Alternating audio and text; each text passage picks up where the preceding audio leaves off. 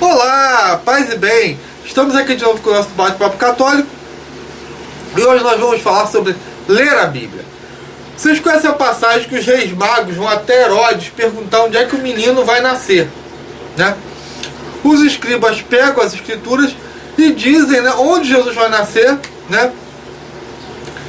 Que estava escrito está lá escrito em Mateus 2, versículo 5, né, que era Belém. Ora, os escribas e os sacerdotes sabiam que estava escrito, né? Mas não se abalaram de lá. Por quê? Porque eles tinham as escrituras, mas não acreditavam nelas.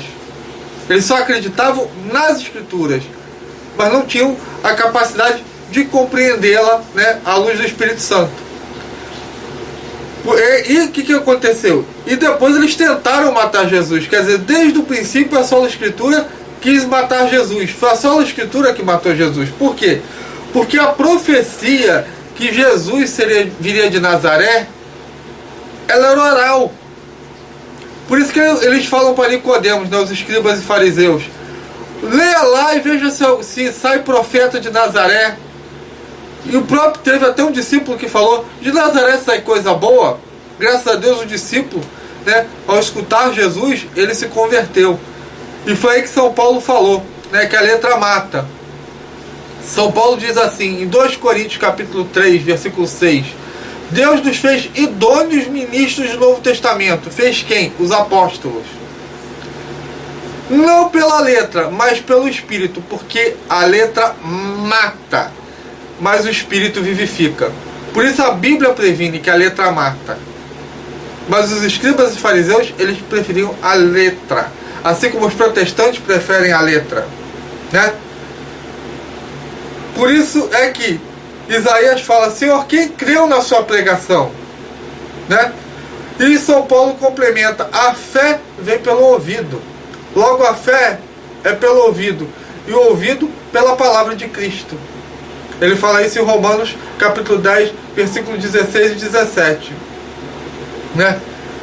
Então é a pregação que faz a gente entender a Cristo. E quem pode ler a Bíblia, né, e interpretá-la? Aqueles que são os ministros idôneos. Quem são os ministros da igreja? São os bispos, o Papa, né?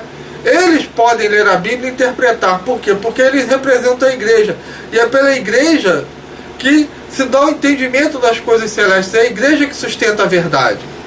Agora, todos os protestantes são sempre igualitários, para que todos os homens são suficientemente sábios para ler e principalmente interpretar as escrituras, né? Quanto que diz a própria escritura.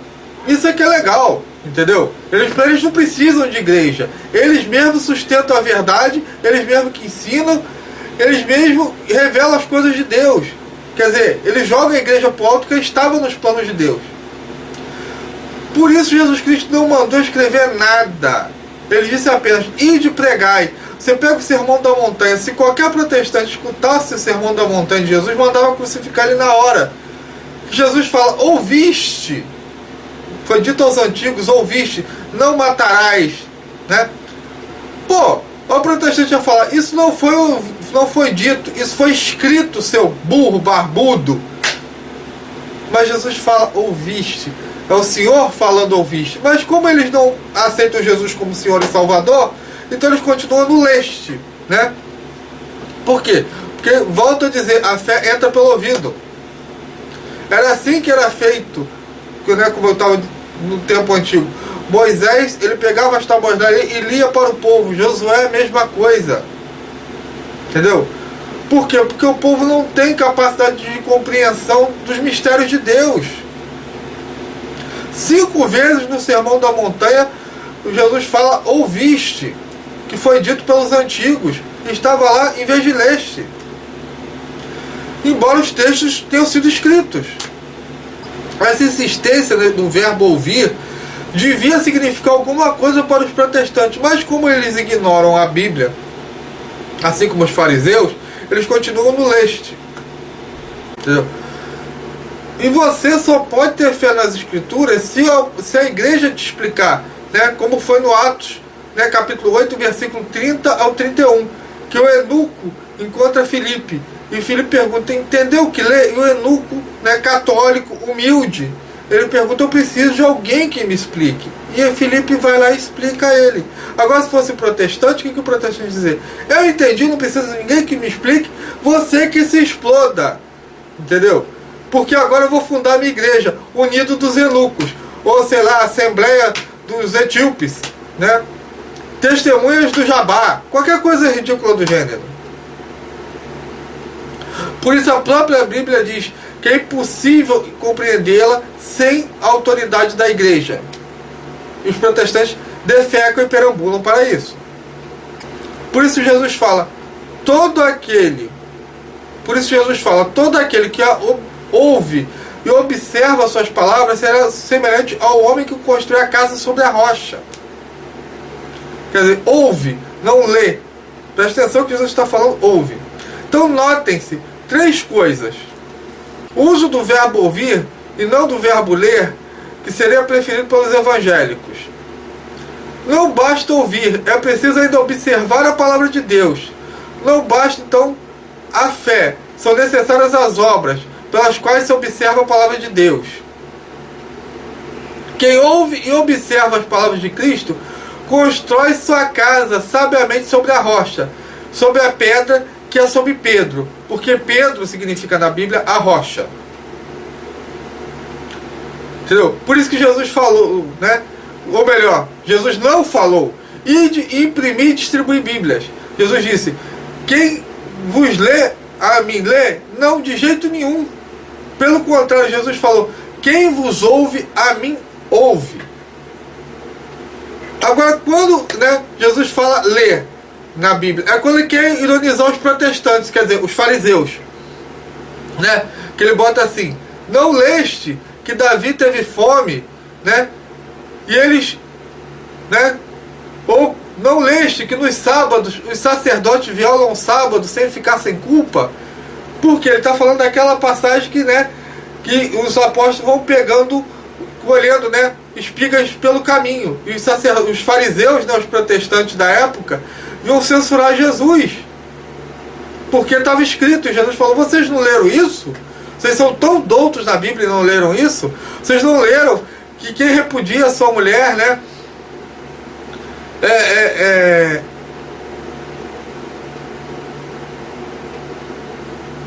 Vocês não leste que no princípio Deus criou o homem e a mulher, né? Não leram que a pedra rejeitada se tornou pedra angular? Vocês não leram? Vocês não leem isso? Que coisa incrível! Vocês leem a Bíblia procurando a vida eterna, mas a Bíblia só tem testemunho de mim, disse Jesus. Né? Assim como os protestantes, eles leem a Bíblia e não conseguem achar a vida eterna. Por quê? Porque eles não acham Jesus, eles estão fora do corpo de Cristo. Né? Então, cada um deles funda uma doutrina completamente diferente, o que prova que ler a Bíblia, né, sem o magistério não é nada. A Bíblia sem a igreja é menos que papel higiênico. É provado todo dia pelos protestantes, mas eles não se dão conta disso. E assim, né? E assim como os protestantes fazem hoje, os fariseus também deturpavam a Sagrada Escritura, acusando Cristo até de violar a lei, né? O mesmo fazem os hereges, né? Que fazem hoje e farão no futuro também.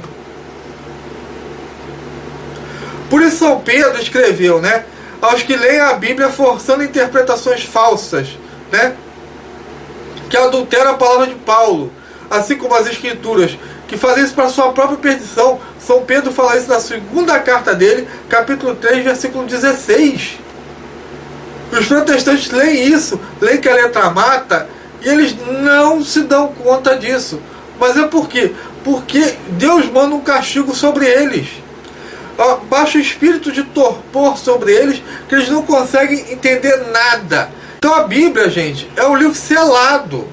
que só pode ser aberto com as chaves. E quem tem a chave? A quem Jesus deu as chaves? Ao papado. Só o papado pode abrir a Bíblia, porque ele tem as chaves. Quem não tem as chaves, me desculpe, mas vai continuar no estado de torpor, né? Vai continuar dormindo em cima da palavra, vai continuar lendo a letra e matando e assassinando Jesus todo dia. Um homem que... Eu não estou dizendo aqui que não se pode ler a Bíblia, entendeu? Mas não se pode interpretá-la sem a luz do magistério. Porque o homem, ele tem que ser humilde. Ele tem que se reconhecer que para que se tenha santidade tem que se ter obediência. E obediência à autoridade que foi dada à igreja. Não foi dada a fulano Beltrano, foi dada à igreja, né? Tendo a cabeça o Papa, né? Que é o representante de Pedro, a continuidade, né, da história. Você rejeitar isso, você vai cair no protestantismo. Você vai ser como fariseu, né, e vai matar Jesus de novo. Então, esse é meu recadinho católico, né? Vamos rezar pelo clero, né, pelo nosso magistério, que ele sempre nos oriente no caminho da verdade em Cristo Jesus. Amém.